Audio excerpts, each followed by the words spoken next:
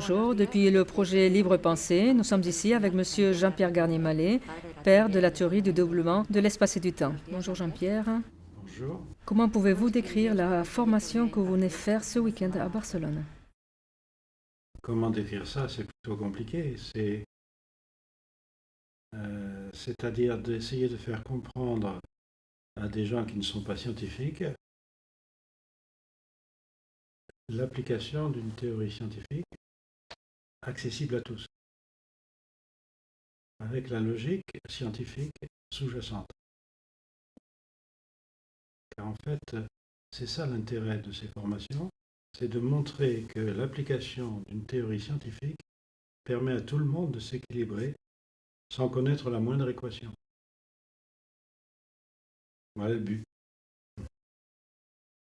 Comment pouvez-vous donc décrire votre théorie à quelqu'un qui ne comprend pas votre langage scientifique? Ben, c'est simplement de dire le pourquoi d'un dédoublement du temps.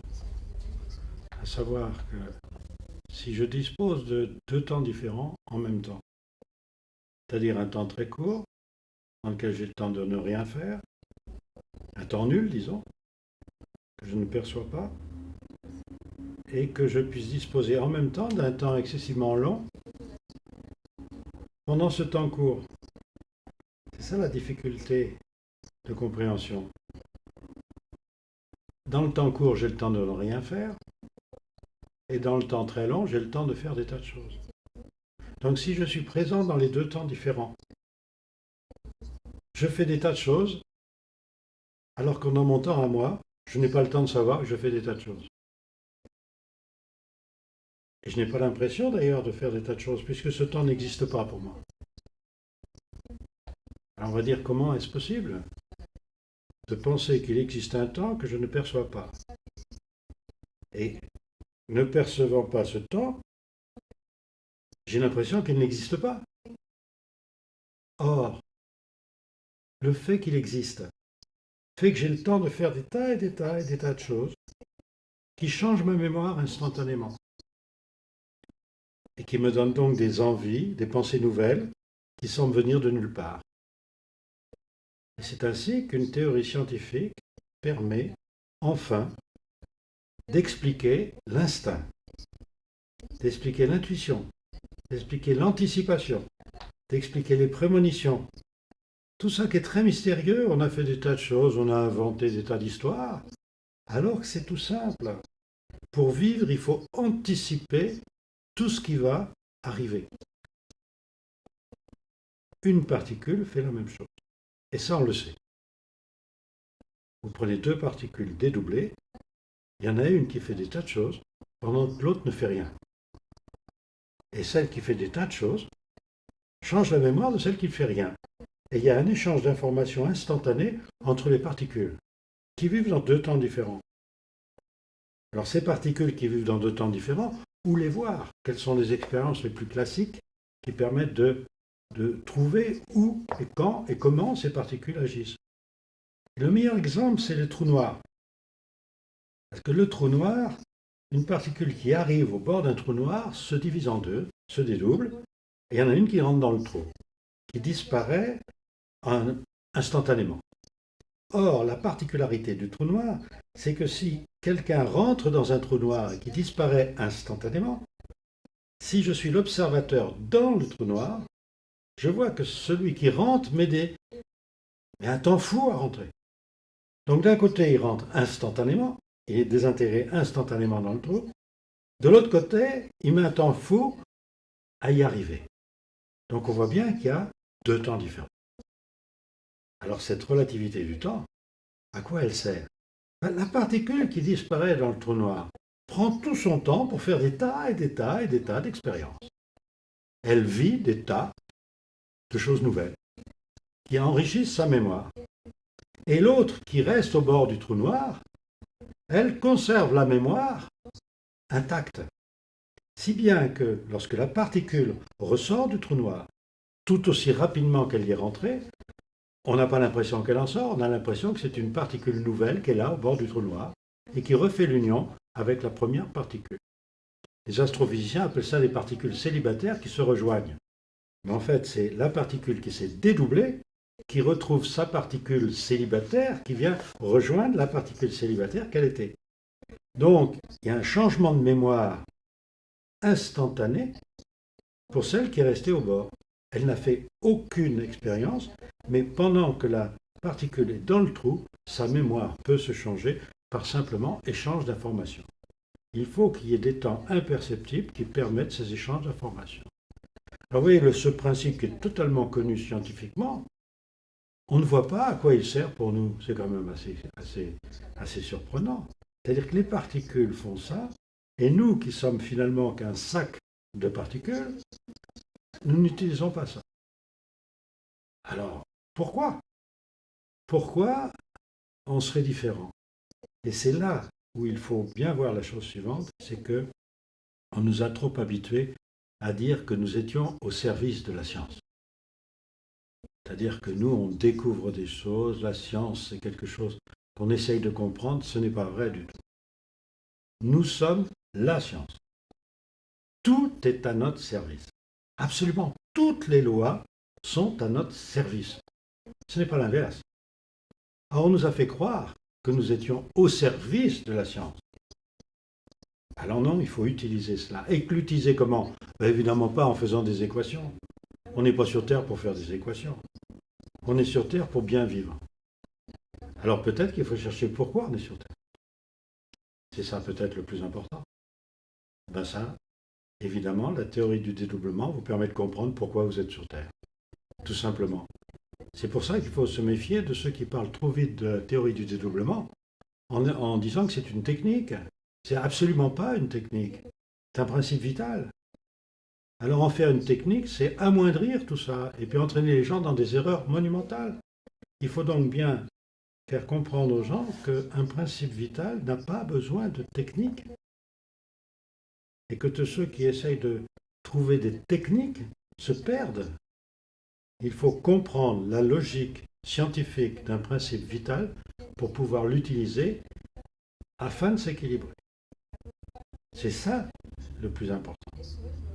Voilà, je crois que j'ai répondu à votre question.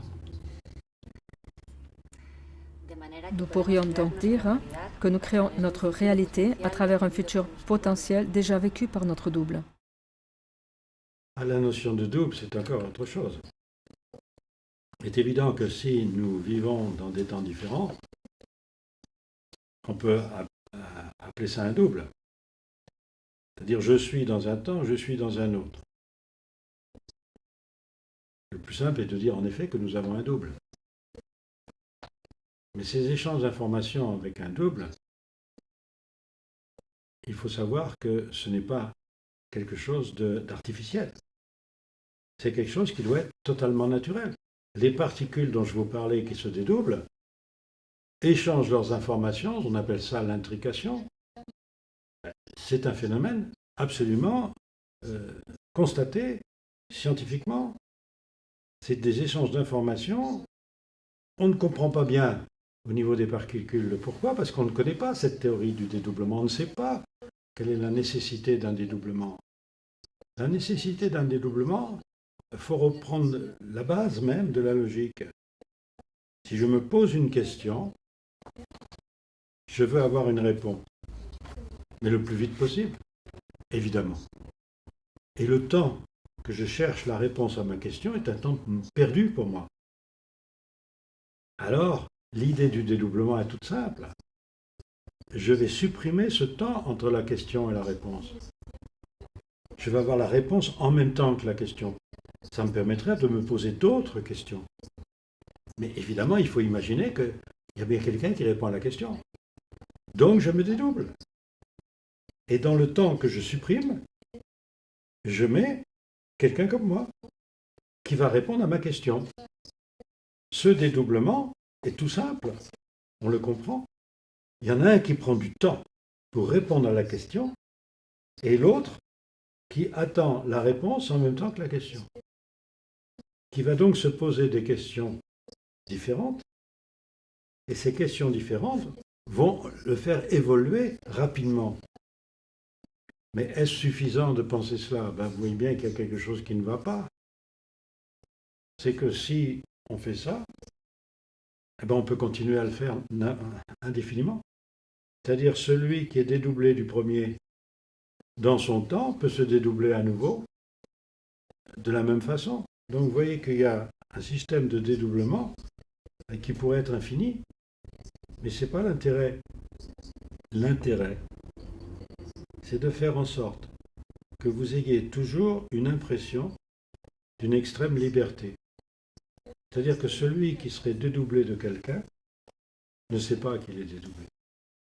Il a l'impression de vivre seul, avec des idées qu'il fabrique tout seul. Donc quand on ne connaît pas la loi, voilà comment on fonctionne. On croit qu'on est maître de ses pensées. On croit qu'on vit dans un seul temps unique et que c'est mon cerveau qui fabrique mes pensées. Jamais on pense que mes pensées peuvent être fabriquées dans un autre temps par quelqu'un d'autre. Or, si je me dédouble et que j'ai un double, mes questions sont mes questions. Mon double me pose une question, c'est moi. Mais par ce même mécanisme d'échange d'informations entre un double et moi, je peux recevoir des informations qui ne viennent pas de mon double.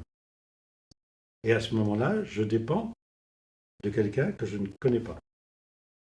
Donc vous voyez que ma vie, il faut que je connaisse ce principe-là dans ma vie pour savoir comment ça fonctionne, pour être sûr que je reçois des informations qui sont faites pour moi. Pour être plus simple, vous téléphonez à votre mari qui est parti dans la jungle. Visitez la jungle pendant 10 ans. Imaginez ça. Et vous êtes en relation téléphonique avec lui sans arrêt. Pour savoir qu'est-ce qu'il devient, etc. Pour l'aider et tout. Qui vous aide de son côté. Donc des échanges d'informations utiles pour les deux. Imaginez que quelqu'un prend le téléphone de votre mari et répond à sa place. Et vous dit n'importe quoi. Et vous croyez que c'est lui. Il va vous faire vivre des autres choses que votre mari ne vous aurait pas fait vivre. Et bien c'est pareil avec l'histoire de dédoublement. J'ai un double. Il faut que je l'écoute. C'est moi. C'est moi. J'ai une relation privilégiée avec moi et un moi qui est essentiel.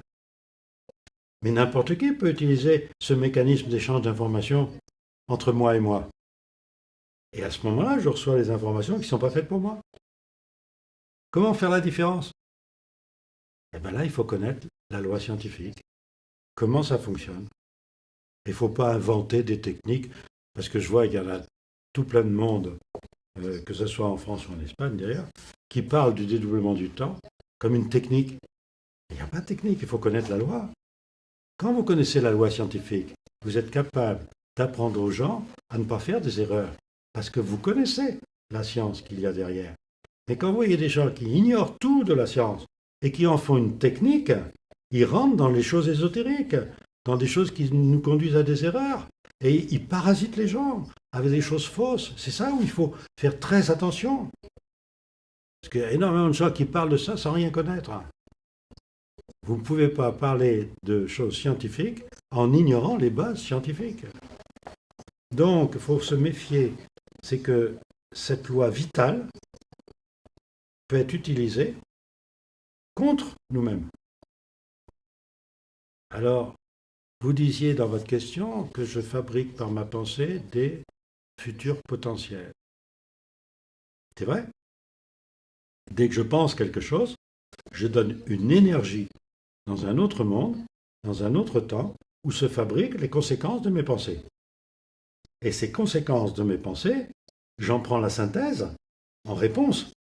Ce qui fait que ma perte d'énergie au niveau de la demande, c'est-à-dire de ma pensée, correspond à un gain d'énergie de ce que je vais recevoir de ce potentiel. Tout ça dans un temps nul.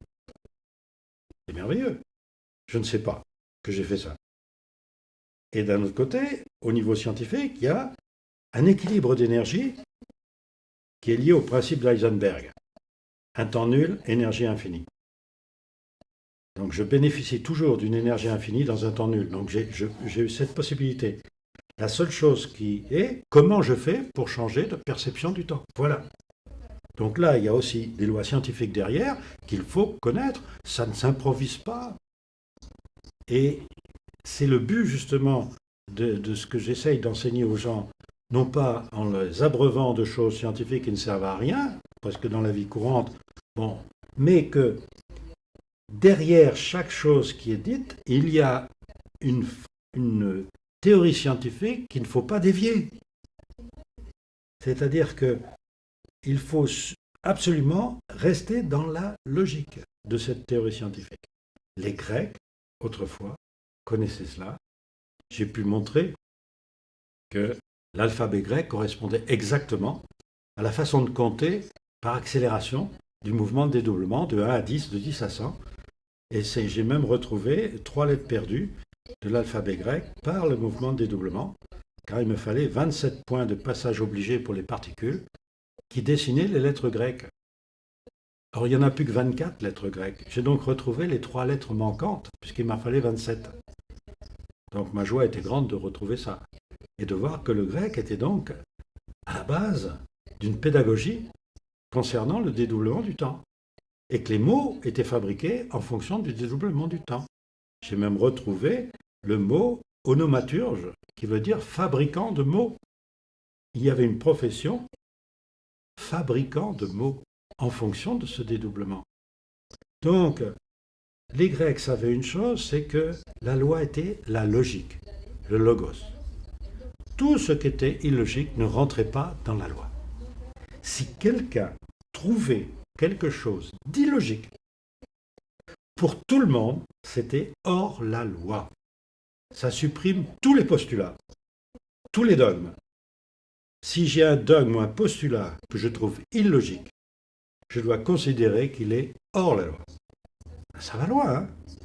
Et les Grecs avaient inventé pour cela une école, dite l'école des sophistes, c'est-à-dire que le sophisme en grec, c'est vous essayer de vous montrer que même ce qui est logique peut être illogique. Et que si vous avez une conclusion illogique par un raisonnement logique, vous devez supprimer ce raisonnement. Il y a le fameux sophiste que tout le monde connaît. Un cheval bon marché, c'est rare. Tout ce qui est rare est cher. Donc un cheval bon marché est cher. Tout le monde sait, c'est complètement illogique. Maintenant, pour détruire ce raisonnement, difficile, il est parfaitement logique. Donc on voit bien que par des raisonnements logiques, on peut aboutir à quelque chose de totalement illogique. Eh bien, je dois refuser le raisonnement parce que la conclusion est illogique. De même, si le raisonnement est illogique et que la conclusion est logique, je dois le refuser. Et si moi je considère que c'est logique et que vous considérez que c'est illogique, je dois refuser.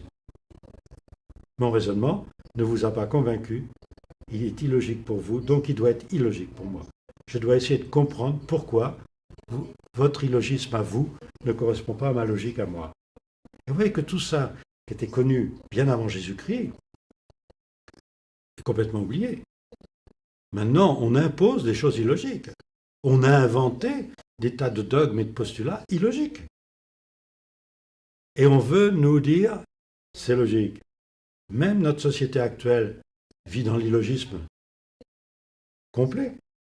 La crise dont on parle mondiale, ce n'est pas une crise. Simplement qu'on ne comprend pas, qu'on ne sait pas pourquoi on est sur Terre. À partir du moment où on ne sait pas pourquoi on est sur Terre, on fait n'importe quoi. Donc il faut peut-être comprendre le but de notre vie sur Terre pour voir qu'il n'y aura pas de crise si tout le monde comprend le but. Mais ce but, est-ce que les gens ont envie d'aller vers ce but? Ça, c'est autre chose. Car le fait qu'il existe plusieurs temps à la fois nous impose une idée fondamentale, c'est que le monde dans lequel je vis est un monde que je perçois très bien, que je connais très bien, et que je crois unique. Parce que j'ignore cette histoire de dédoublement. J'ignore par exemple que dans l'univers, presque tout l'univers est inobservable. Vous savez ça? Je ne sais pas si vous savez ça, mais en fait, de l'univers que l'on voit, ce que l'on voit ne représente qu'à peu près 5% de ce qui existe. Les 95%, on ne les voit pas. On sait que ça existe parce qu'il y a des relations de force entre ce qui est observable et ce qui est inobservable. On appelle ça de l'énergie noire, l'énergie et de la matière noire, hein, mais on ne sait pas où c'est. Pourquoi? Parce que justement, le temps, on n'a pas compris ce que c'était. On croit que notre temps à nous est un temps continu, parfaitement justifiable et justifié. On ne voit pas que ce n'est qu'une succession d'instants. L'imagerie médicale nous le montre. Notre cerveau ne capte que des instants. Et nous avons l'impression de mouvement. En fait, nous sommes comme dans un film, avec tant d'images par seconde. Et il y a des trous. Il y a des images subliminales qu'on ne perçoit pas, mais il y a des temps subliminaux, pareil, qu'on ne perçoit pas. À quoi ils servent? Et c'est là, il faut bien comprendre que cette propriété du temps nous impose l'idée d'un temps qui a des propriétés, tout comme un espace. On sait que l'espace a des propriétés, on les connaît, puisque c'est notre espace d'observation, mais il faut considérer que le temps, c'est la même chose. Il a des propriétés, il faut les connaître. Le plus simple de cette propriété, c'est que dans un temps qui n'existe pas pour moi, je me fabrique un potentiel. Sensationnel. Donc, dès que je pense, je sais que je fabrique la conséquence de ma pensée et que cette conséquence peut être vécue par n'importe qui. Voilà. Alors, à moi de le savoir pour bien vivre. Là, je crois avoir répondu plus à plusieurs questions à la fois. Oui, c'est ça.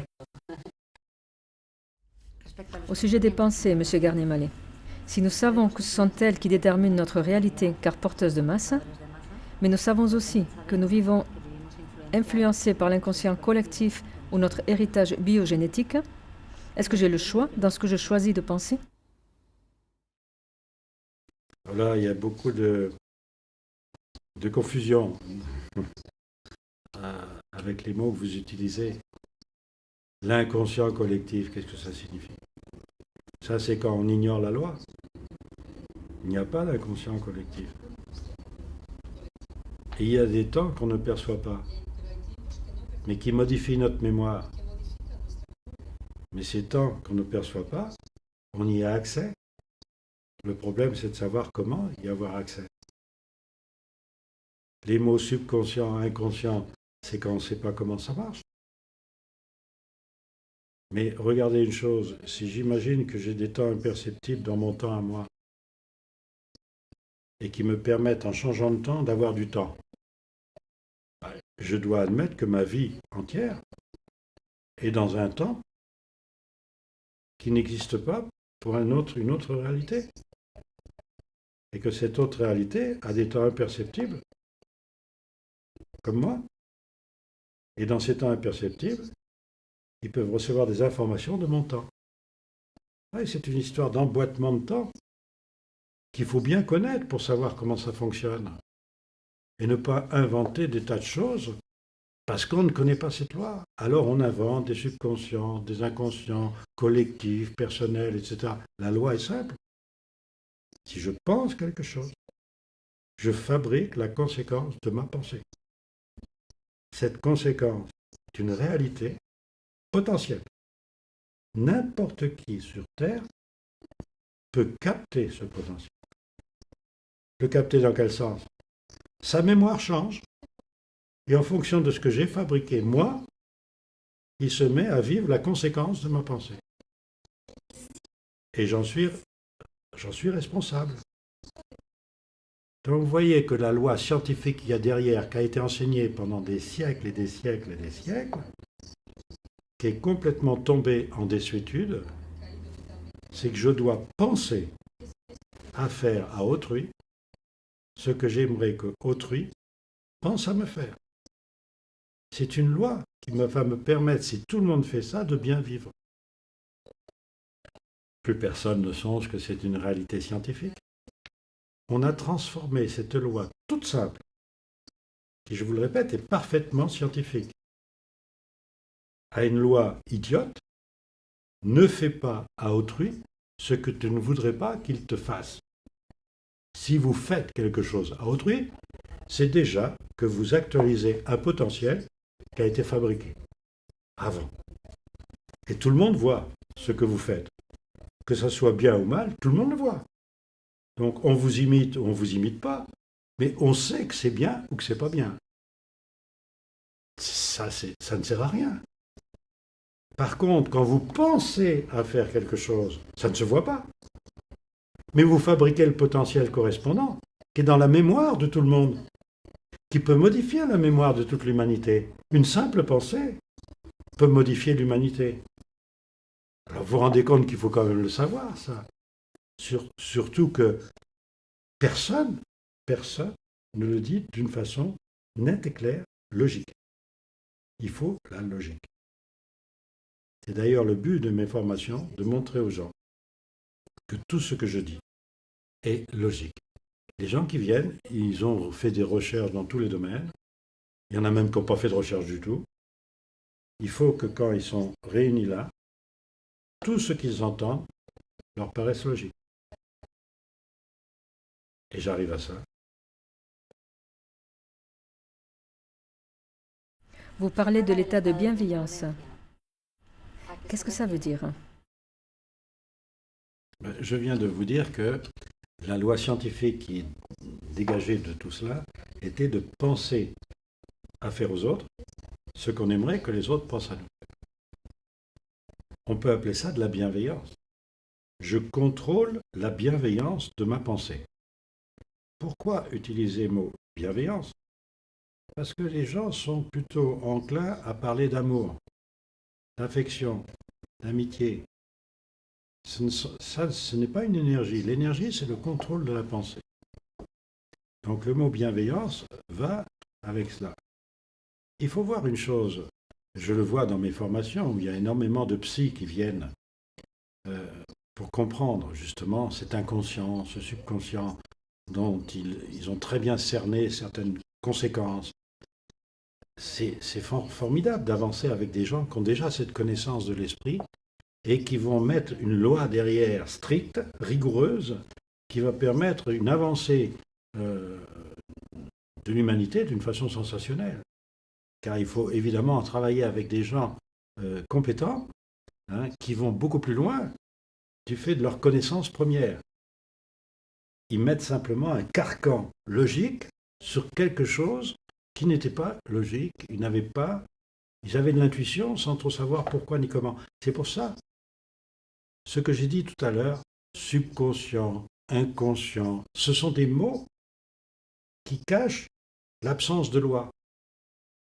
Mais quand vous avez le dédoublement du temps, là, il n'y a plus d'inconscient ou de subconscient. Il y a des temps perceptibles et il y a des temps imperceptibles. Dans mon temps perceptible, j'ai l'impression d'avoir des pensées conscientes, mais dans les temps imperceptibles, j'ai les mêmes pensées, mais je ne les perçois pas. Je n'ai pas le temps de les percevoir. Mais par dédoublement, je les perçois. Vous voyez que c'est là où justement l'intérêt de connaître la loi et d'y associer les connaissances en psychologie, en psychanalyse ou autres sont très importantes. Parce qu'on trouve la logique. Voilà, la logique, la simple logique. Alors le mot bienveillant, tout le monde comprend que en espagnol, tout comme en français, veiller à être bien. C'est-à-dire je sais que ma pensée, si quelqu'un peut lire dans ma tête, à supposer que ma tête fabrique les pensées, ce qui n'est pas le cas, tout le monde voit que ce que je pense, ça va. Donc je peux dire que je suis bienveillant. Mais ce n'est pas un état, c'est un contrôle de ma pensée. Je ne suis pas naturellement bienveillant, ça ne veut strictement rien dire. Je pense à quelqu'un, par exemple à vous, et je me dis, c'est lisé dans ma pensée, est-ce que vous trouveriez que ça va? Vous êtes contente de mes pensées? Si moi je peux me dire oui, je pense qu'elle est contente de ce que je pense, alors je suis bienveillant. C'est-à-dire que tout ce que je pense fabrique dans le futur quelque chose que vous pouvez ramasser pour vivre. Je sème quelque chose dans le futur, vous récoltez. Alors il faut faire attention. En français, il y a un proverbe qui dit « Qui sème le vent récolte la tempête ». Donc, essayons de semer du calme, la tranquillité, la paix, et à ce moment-là, on va récolter le calme, la tranquillité, la paix. Vous voyez que penser à faire à autrui ce qu'on aimerait qu'autrui pense à nous faire, c'est vraiment une loi scientifique. Et je crois qu'on peut conclure avec ça, parce que c'est le plus important, vraiment le plus important. Et regardez tous ces scientifiques qui nous ont parlé de ça au cours des siècles.